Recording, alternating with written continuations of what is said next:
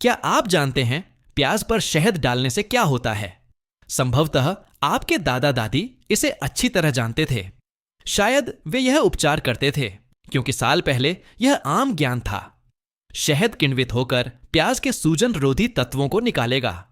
प्याज में एलिसिन भी होता है जो गले और फेफड़ों के संक्रमण से लड़ता है। इस जार को अपने रसोई के काउंटर पर रख दें। 12 लगभग घंटे में आपका औषधीय सिरप तैयार हो जाएगा। सर्दी जुकाम के पहले लक्षण या जिद्दी खांसी पर इसे बनाएं।